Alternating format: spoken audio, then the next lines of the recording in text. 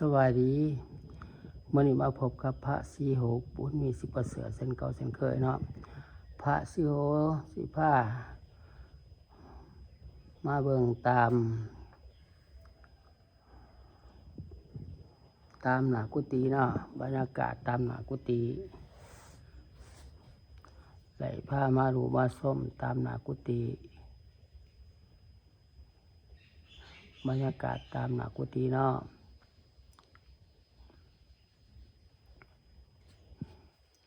ไหลผ้ามาดูมาส้มบรรยากาศตามหน้ากุฏิฝากที่ตามช่อง YouTube ของพระสีโหบุญมี10%เด้อกดไลค์กดแชร์เนาะกดติดตามให้ได้เนาะเป็นกำลังใจให้พระสีโหบุญมี10%ให้เด้อกดถึกใจให้เนาะอะไรผ่านไว้อะไรผ่านไว้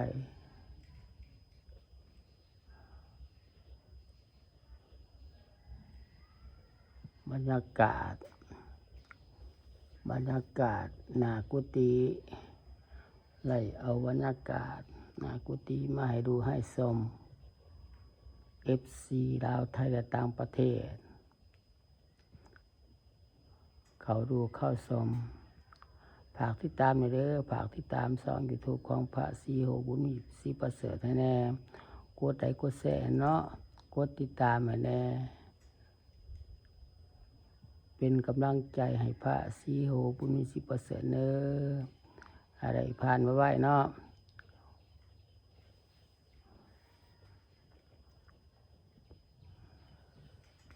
อะไรผ่านไว้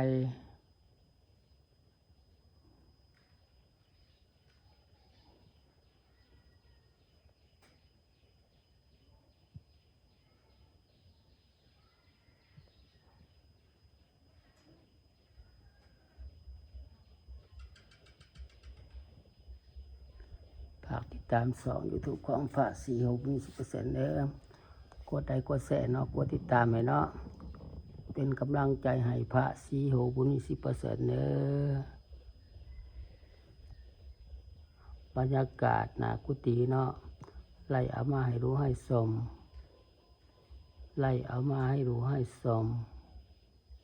ฝากติดตามช่อง YouTube ของพระสีโหบุญมี10%ให้แน่กดไลค์กดแชร์เนาะกดติดตามให้เด้อเป็นกำลังใจให้เนาะ FC ลาวไทยและต่างประเทศให้เขาดูเข้าชมช่อง YouTube ของพระสีโหบุญมี10%ให้แน่เป็นกำลังใจให้พระสีโหบุญมี10%เด้อกดไลค์กดแชร์ให้เด้อกดติดตามให้เนาะกดติดตามให้เด้อ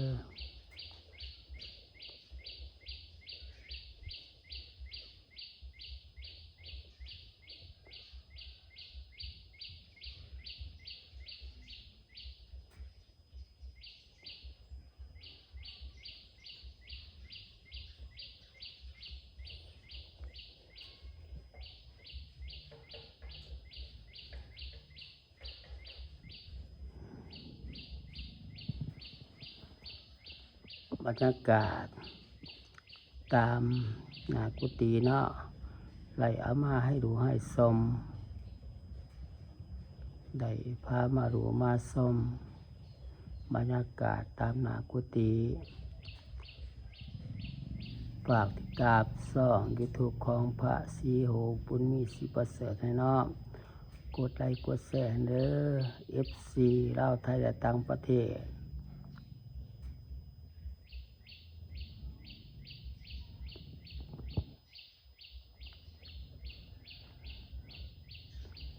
บรรยากาศตามหน้ากุฏิเนาะไล่พามาดูมาชมภาพบรรยากาศหน้ากุฏิภาพบรรยากาศหน้ากุฏิฝากติดตามช่อง YouTube ของพระสีโหบุญมี10%เด้อกดไลค์กดแชร์เนาะกดติดตามให้เด้อ FC ลาวไทยและต่างประเทศ FC ลาวไทยและต่างประเทศ อให้เขาดูเขาชมบรรยากาศตามหน้ากุฏิเนาะไล่เอามาให้ดูให้ชม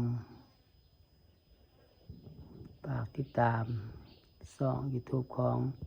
พระศรีโหบุญมีศรีประเสริฐแน่กดไลค์กดแชร์ให้แน่เนาะกดติดตามให้แน่เด้อเป็นกำลังใจให้แน่กดถึกใจให้เนาะ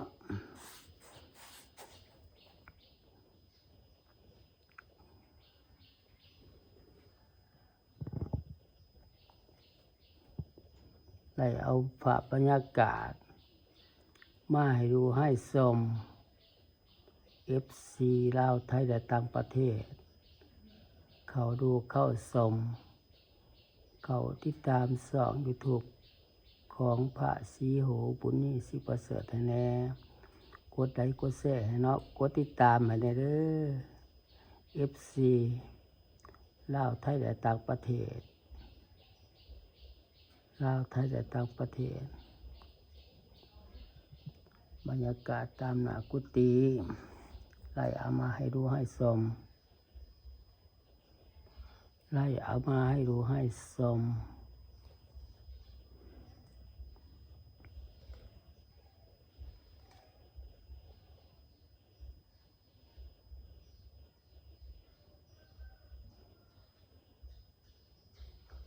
บรรยากาศตามหน้ากุฏิ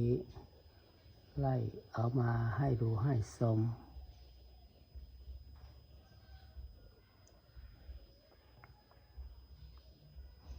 ฝากติดตามช่อง YouTube ของพระศรีโหบุญมีศรีประเสริฐให้ได้เด้อ FC ลาวไทยและต่างประเทศให้เขาดูเข้าชมฝากติดตามให้ดูให้ชมช่อง YouTube ของพระศรีโหบุญมีศรีประเสริฐให้แน่กดไลค์กดแชร์ให้เด้อกดติดตามให้เนาะอะไรผ่านไว้เด้อ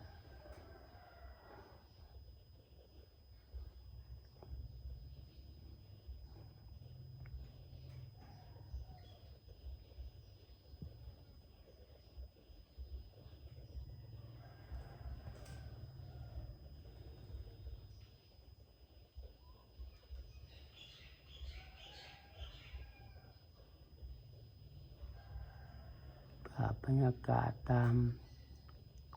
หน้ากุฏิเนาะไล่เอามาให้ดูให้ชมฝากติดตามช่อง YouTube ของพระศรีโหบุญมีศรีประเสริฐเด้อกดไลค์กดแชร์แน่กดติดตามให้เนาะ